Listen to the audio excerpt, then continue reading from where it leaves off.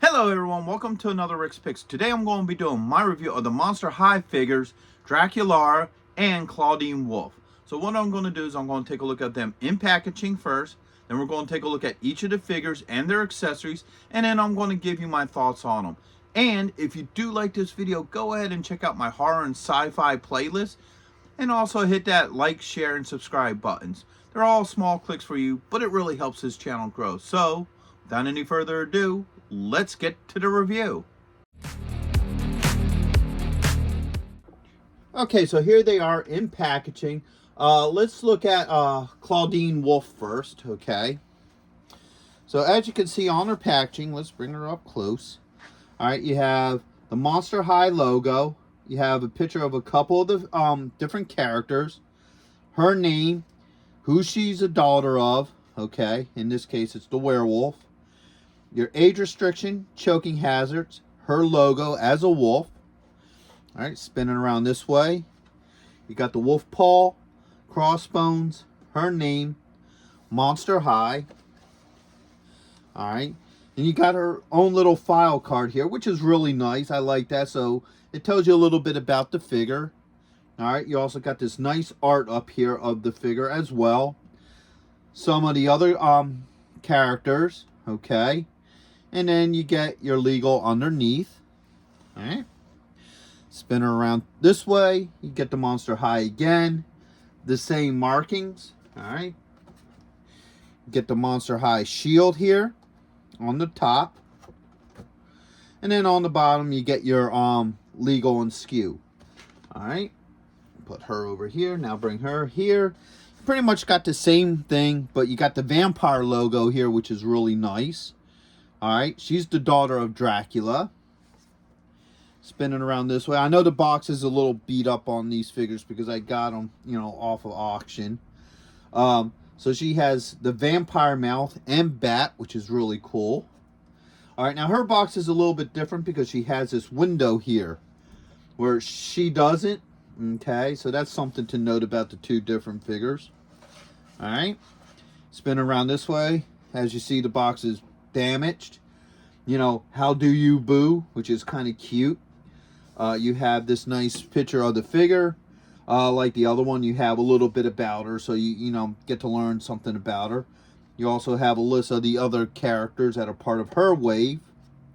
All right, and your legal here, and the top and bottom are basically the same.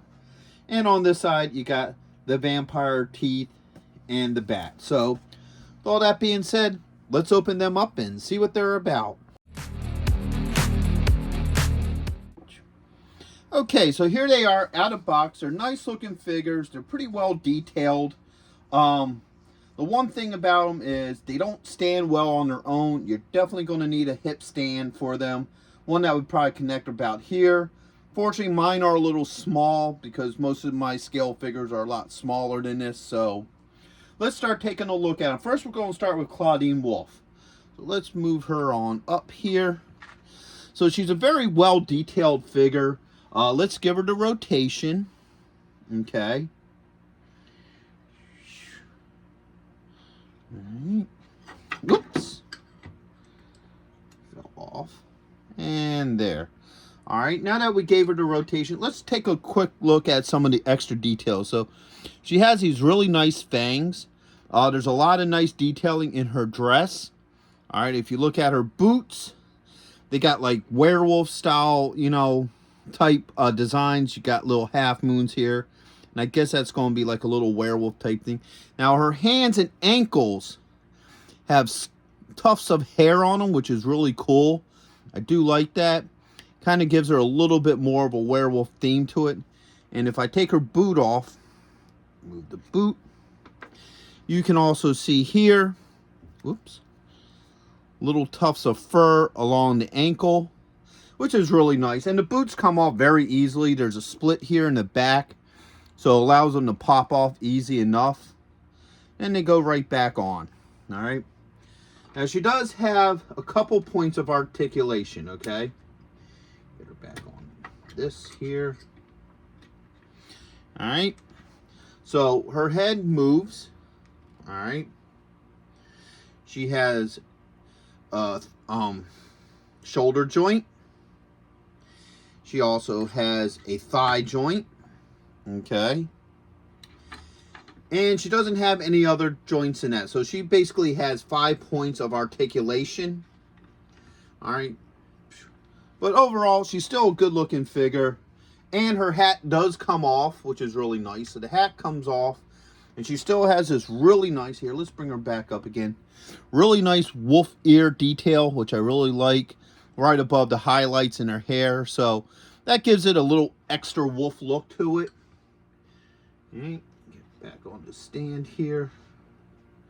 And her hat has some neat little details in it. It got little moons in it.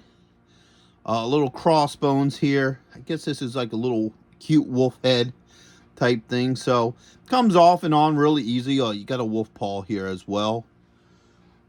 Alright. And obviously it's meant to sit on the sidewards direction. Make her look cool. Alright. Put her back over here. And then next will be Draculaura.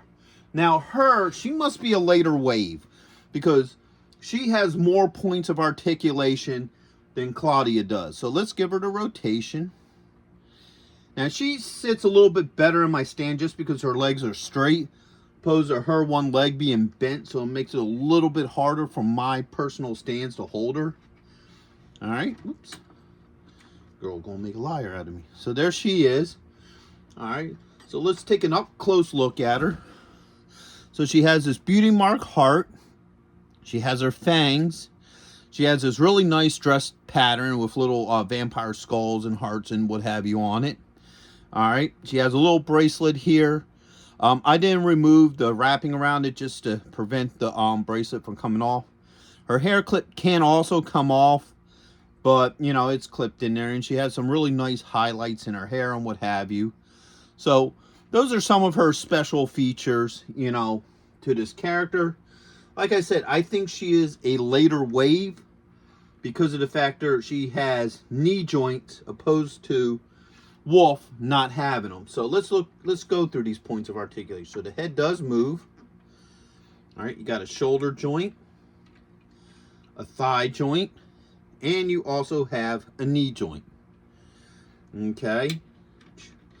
So that's both of these figures. Overall, I think they're nice figures. If you're into collecting these style dolls, they definitely look really good on a shelf for you. The only thing you'll definitely need to do is have doll stands for them, because that would be a requirement. Probably, I think the biggest flaw to these two particular figures is they don't really have any accessories.